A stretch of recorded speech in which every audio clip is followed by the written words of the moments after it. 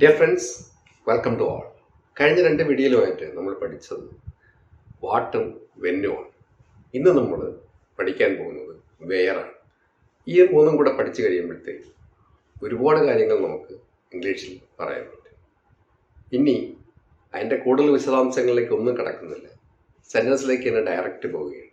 നമ്മളെങ്ങനെയാണോ മാതൃഭാഷ പഠിച്ചത് അതുപോലെ തന്നെ നിങ്ങളെ ഒന്ന് ഇംഗ്ലീഷ് പഠിപ്പിച്ചെടുക്കാനുള്ള ശ്രമമാണ് ഇവിടെ നടക്കുന്നത്. Okay, let us start. Where? എവിടെ? Where can I get down for Sabarimala temple?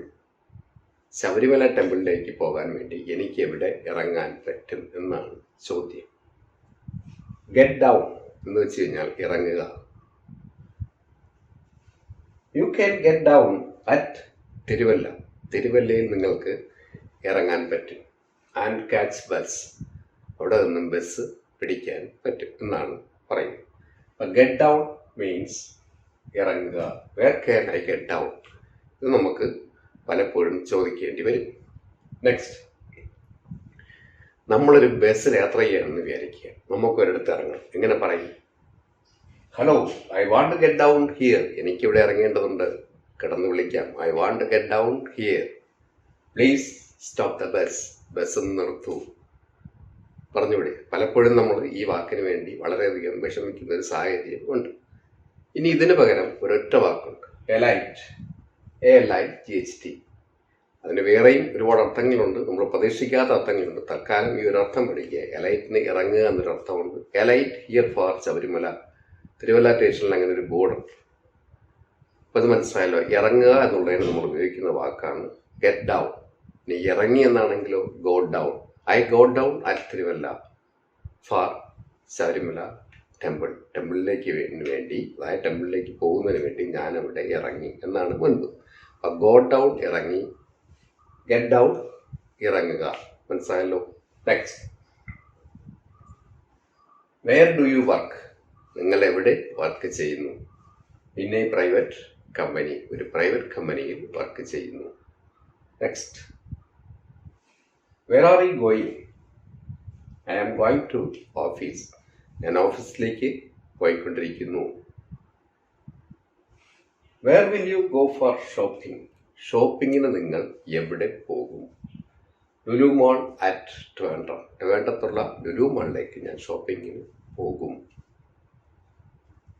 From where you buy these books? From where, ശ്രദ്ധിക്കുക, എവിടെ നിന്നും ആണ് നിങ്ങൾ ഈ ബുക്കുകൾ വാങ്ങുന്നത്? ഒരു കടയുടെ പേര് പറയാം. From city centre. From where you bought these books? എവിടെ നിന്നും നിങ്ങൾ ഈ ബുക്കുകൾ വാങ്ങി? ബൈ മാറി ബോട്ടായി. അപ്പോഴത്തേക്കും എവിടെ നിന്നും വാങ്ങിയെന്നായി.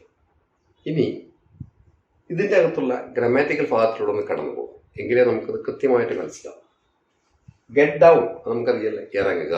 അതിൻ്റെ പാസ്റ്റ് എന്ന് പറയുന്നത് ഗോ ഡൗൺ. പിന്നെ ഒരു കാര്യം, ഈ ക്യാൻ, വിൽ, ഇത് കഴിഞ്ഞാൽ വരുന്നവർക്ക് എപ്പോഴും ബേസ് ഫോം ആയിരിക്കും. നെക്സ്റ്റ്, ഈ 3 സെൻറ്റൻസും ഒന്ന് ശ്രദ്ധിക്കുക.